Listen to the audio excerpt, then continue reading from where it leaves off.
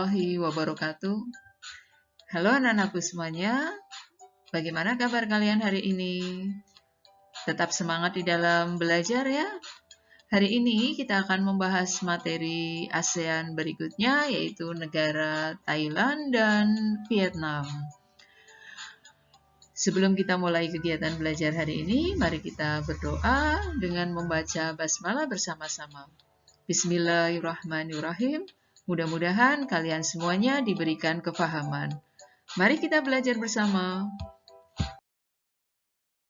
Anak-anak, yuk kita lanjutkan tentang Thailand. Yuk kita kenali geografis Thailand ya.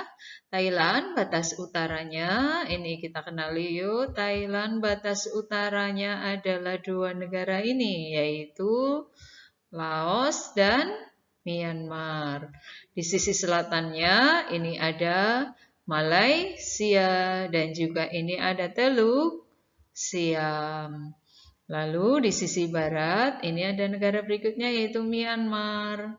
Dan di sisi timurnya ini ada Kamboja dan juga ada Laos. Ini mengenai batas-batas geografis dari Thailand. Mengulas sedikit Thailand dengan Myanmar. Yuk, bentuk negaranya secara geografis apa ya?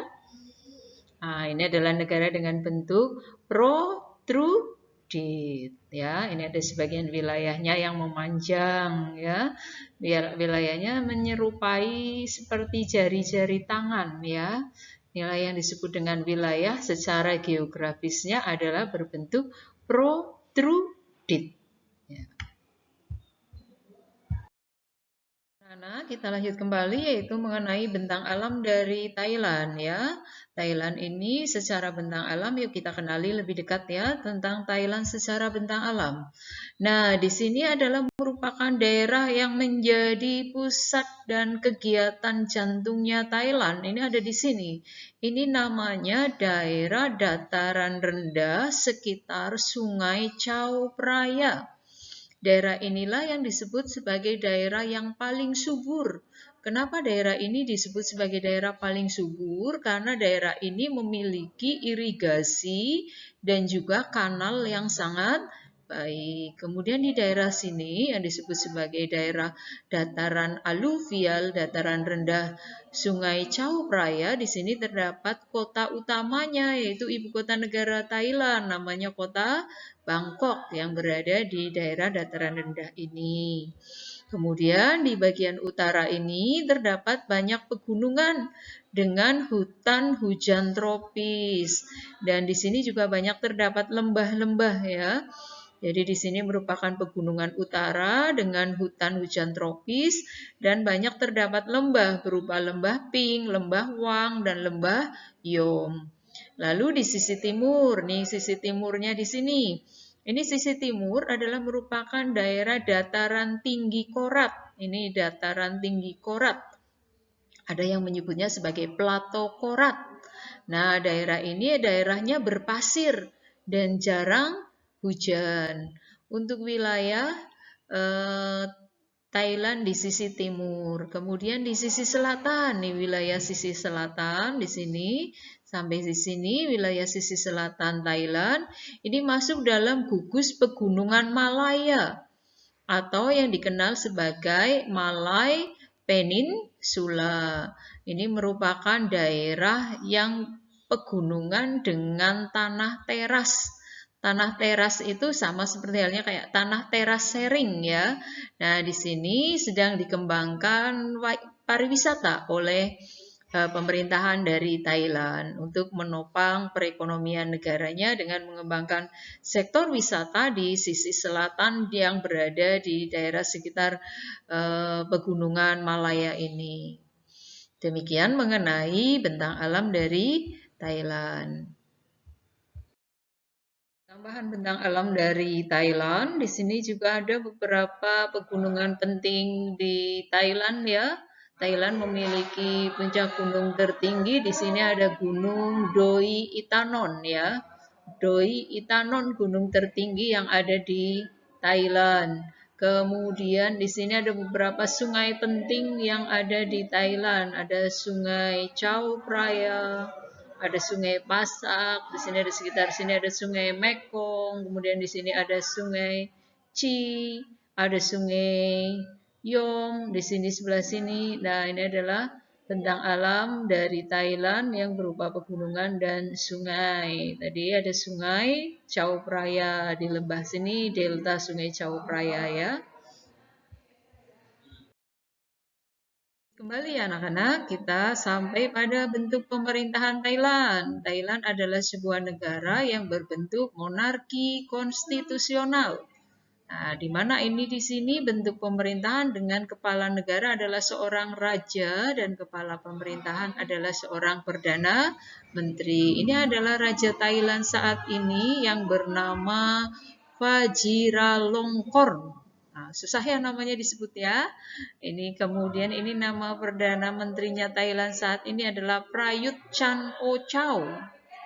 Agak susah juga disebut namanya ya, tidak terlalu familiar dengan bahasa Thai.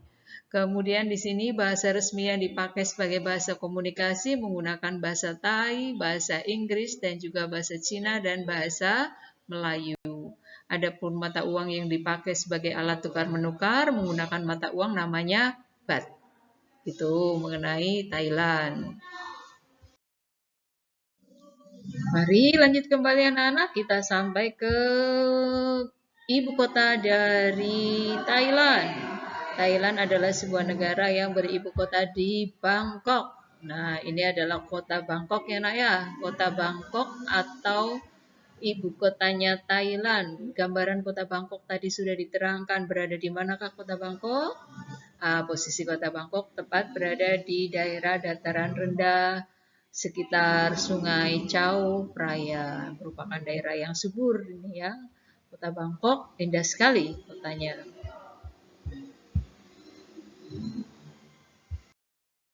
Baik, sampai kembali pada penduduk Thailand. Thailand jumlah penduduknya berdasarkan sensus tahun 2020 menunjukkan angka 69.799.978 jiwa, di mana jumlah sebanyak itu terdiri dari 75%-nya adalah ras suku bangsa Thai, kemudian ada 14% ada etnis Tiongkok, kemudian ada 11%-nya ada etnis Melayu dan Mongol. Dan kalau kita bicara tentang penduduk Thailand, hampir bisa dipastikan 94%-nya penduduk Thailand mayoritas beragama Buddha. Maka sangat wajar sekali kalau di Thailand itu banyak terdapat pagoda, yaitu tempat ibadah agama Buddha. Dan mayoritas mata pencaharian penduduk Thailand, mayoritas mata pencaharian mereka adalah sebagai petani. Sampai ke sumber daya alam dari Thailand. Perekonomian dari Thailand itu ditopang dari sektor agraris yang mana hasil utama pertanian dari Thailand adalah padi ya, atau di sini menghasilkan beras, kemudian juga karet, kemudian sutra, tembakau dan kapas. Pertanian di sana itu sudah mengalami diversifikasi dan juga menerapkan teknologi yang lebih modern. Selain dari pertanian, ada juga sektor pertambangan dan juga sektor peternakan. Kedua sektor ini juga berkontribusi besar ya di dalam menambah devisa negara bagi Thailand. Selain itu, Thailand juga memiliki hasil utama yang lain, yaitu hasil utamanya ada semen, lalu juga ada gula, lalu juga ada kertas, dan semua itu adalah hasil-hasil dari sektor non-migasnya Thailand. Lalu Thailand juga mengembangkan sektor yang lain, yaitu sektor pariwisata khususnya yang tadi sudah Bu Dwi sampaikan di depan bahwa sektor wisata dikembangkan di Thailand di bagian selatan ya, di sekitar daerah pegunungan Malaya itu sedang digalakkan pengembangan sektor pariwisata untuk mendongkrak perekonomian dari Thailand. Cukup kerja keras sekali pemerintah ini di dalam mengembangkan sektor pariwisata untuk menopang pemasukan devisa negara. Vietnam, negara ASEAN yang terakhir kita bahas hari ini ya nak ya. Kita sampai pada negara ASEAN terakhir yaitu Vietnam. Vietnam adalah negara di ASEAN yang posisinya berada pada wilayah paling timur dari semenanjung Indo-Cina dengan batas-batas wilayahnya. Batas utaranya adalah Cina, batas selatannya adalah Laut Cina Selatan, batas baratnya adalah Teluk Siam, Kamboja, dan juga Laos. Batas timurnya di sini adalah Laut Cina Selatan. Secara geografis, wilayahnya yang sempit ini berbatasan langsung dengan pesisir dari Laut Cina Selatan. Di bagian utara di sini ada pegunungan ya, namanya Pegunungan Anam.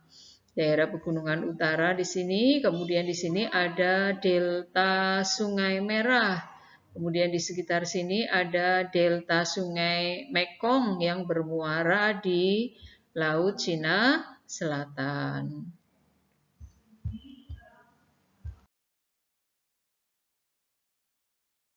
Kota dari Vietnam yaitu kota Hanoi. Kota Hanoi juga kota yang sangat indah juga ya nak ya, bisa diperhatikan. Ini adalah kota Hanoi, ibu kota dari Vietnam, dan Vietnam adalah sebuah negara yang berbentuk republik komunis.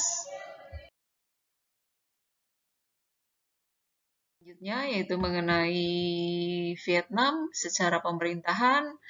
Vietnam adalah pemerintahan dengan kepala pemerintahan seorang Perdana Menteri, dan ini adalah Perdana Menteri Vietnam saat ini namanya Nguyen Quan Phuc ya. Nguyen Quan Phuc selaku Perdana Menteri Vietnam saat ini. Di Vietnam ya, Vietnam data terakhir berdasarkan sensus tahun 2020 menunjukkan angka 97.338.579 jiwa, yang mana pada tahun-tahun terakhir ini bahwa pertumbuhan penduduk di Vietnam itu zero population atau 0% ya. Cukup berhasil di dalam menekan laju pertumbuhan penduduknya. Dan secara etnisnya, negara ini homogen, terdiri dari 90% adalah etnis Vietnam dan sisanya adalah etnis asli Vietnam ya, tetapi minoritas ya, karena di sana juga ada etnis minoritasnya.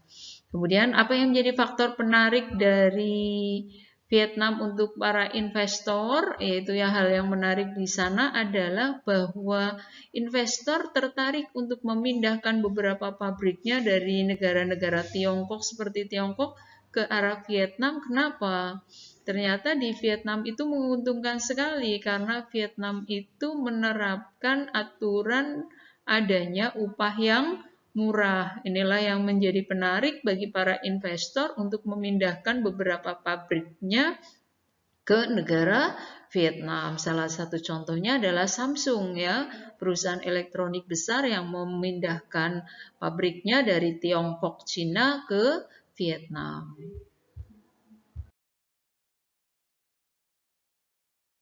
Sumber daya alam dari Vietnam. Vietnam memiliki sumber daya alam cukup melimpah dari sektor pertanian, perkebunan, kehutanan, dan pertambangan.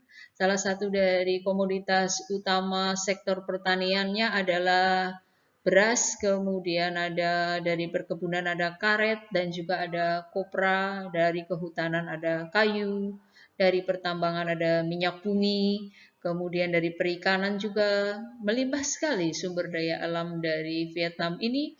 Kemudian Vietnam juga diprediksikan karena pertumbuhan ekonominya yang sangat luar biasa sekali mencapai angka 6,28%. Ini diprediksikan oleh beberapa negara bahwa Vietnam itu akan menggeser Tiongkok ya.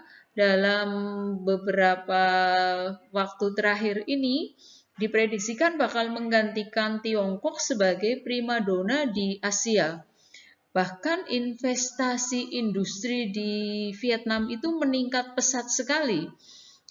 beberapa perusahaan-perusahaan besar, produsen-produsen dunia bahkan memindahkan pabriknya itu dari Cina ke Tiongkok seperti yang tadi sudah disampaikan. Samsung sebagai perusahaan elektronik yang cukup besar juga memindahkan pabriknya dari Tiongkok ke Vietnam karena tertarik dengan kebijakan di sana tentang biaya atau upah yang murah. Inilah yang kemudian menjadi faktor penarik banyaknya atau masuknya investasi di negara Vietnam ini.